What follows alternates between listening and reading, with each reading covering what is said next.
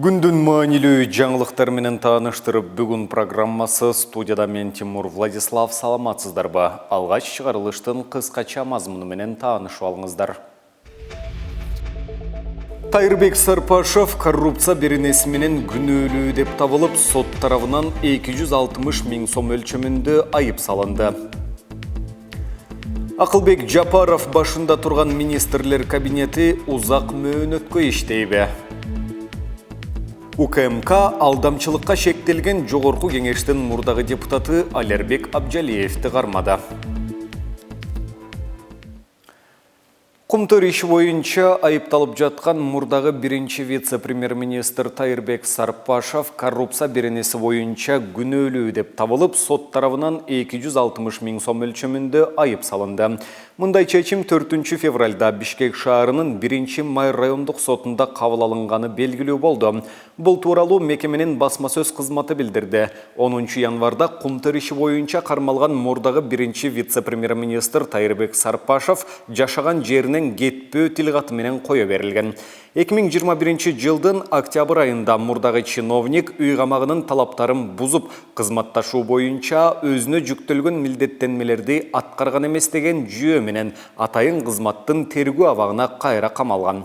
Улуттук коопсуздук боюнча мамлекеттик комитет Кумтөр алтын кенин иштетүүдөгү коррупцияга шексин алып жаткан мурдагы биринчи вице-премьер-министр Тайырбек Сарпашевди былтыр 17 июнда кармаган.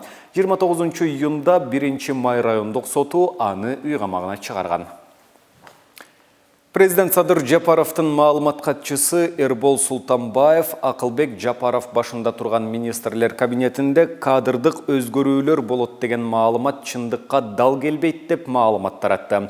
Акылбек Жапаров жетектеген министрлер кабинети узак мөөнөттүү болот. Министрлер кабинетинин алдында дымактуу тапшырмалар турат. Анын ичинде өлкөнүн консолидацияланган бюджетинин ресурстук бөлүгүн 400 миллиард сомго чейин жеткирүү боюнча планын ишке ашыруу, бюджеттик тармактын кызматкерлеринин эмгек акыларын жогорулатуу жана башкалар бар деп айтылат Султанбаев тараткан маалыматта. Султанбаев президент Садыр Жапаровта аткаруу бийлигинин башчысы катары министрлер кабинетинин ар бир мүчөсүнүн жеке жоопкерчилигин карап чыгуу укугу бар экенин белгилейбиз деп билдирет. Акылбек Жапаров башында турган министрлер кабинети иштеп баштаганына 100 күн толду. Социалдык тармактарда Акылбек Жапаров кызматтан кетери тууралуу ар кандай кептер тараган. Москва, Кыргызстан жана Тажикстан менен чегараларды тактоо боюнча бай тажрыйбасын бөлүшүүгө даяр. Бул тууралуу ТАСС агенттигинин Орусиянын тышкы иштер министринин орун басары Андрей Руденкага шилтеме кылып кабарлаганы белгилүү болду. Ал мисал катары Орусия менен Казакстандын ортосундагы чегараны делимитациялоо тажрыйбасын атады. Такталбаган чегаралар дагы башка коркунучтарды жаратат. Мүчөлөрү калктын жакыр катмарын өз катарына азгырып жаткан радикал экстремисттик топтор баш көтөрүшү мүмкүн, деди Руденко. Күн мурун Орусиянын Кыргызстандагы элчиси Николай Удовиченко Москва, Бишкек менен Душанбеге чегараларды делимитация жана демаркация кылууга көмөктөшүүгө даяр экенин билдирген. Ал тараптар орусиялык эксперттерди тартууга макул болсо, Москва картографиялык материалдар менен жардам бере аларын кошумчалаган.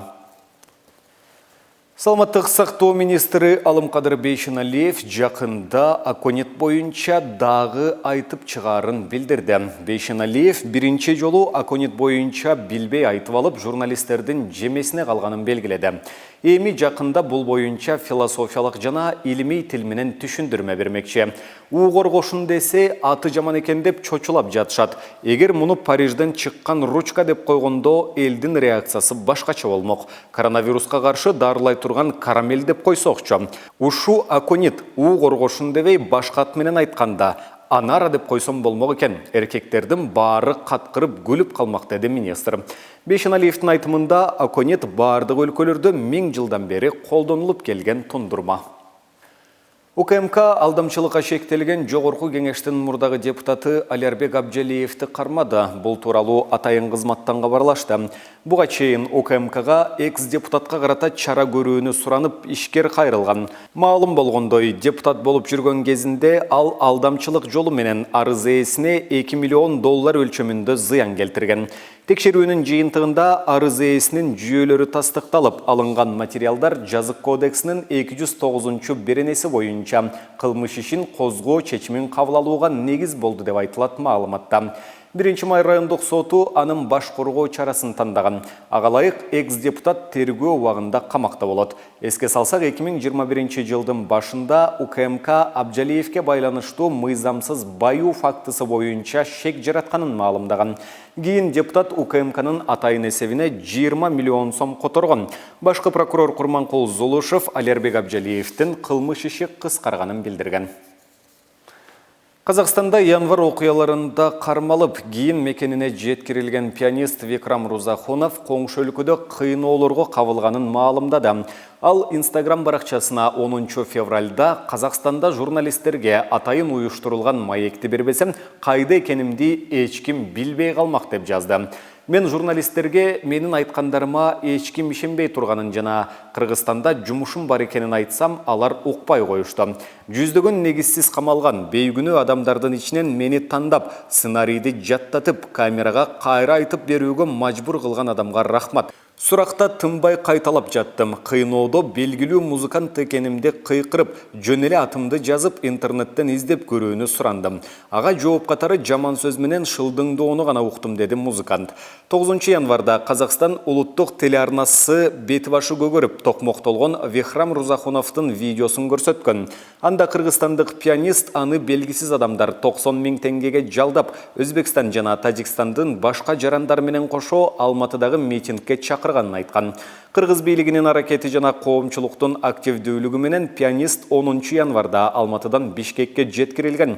Ал Кыргызстанга келгенден кийин бети башы аскерлер кармаган учурда көгөргөнүн, башаламандыкка жалданып келгени тууралуу мойнун алган видеону кыйноо жолу менен эмес, камерада чогуу отургандардан Кыргызстанга тез кайтуунун жолу катары угуп өзү айтканын билдирген. Мына ушуну менен бүгүнкү берүүбүздү жыйынтыктайбыз. Кийинки эфирлерден амандашканча сак саламатта туруңуздар.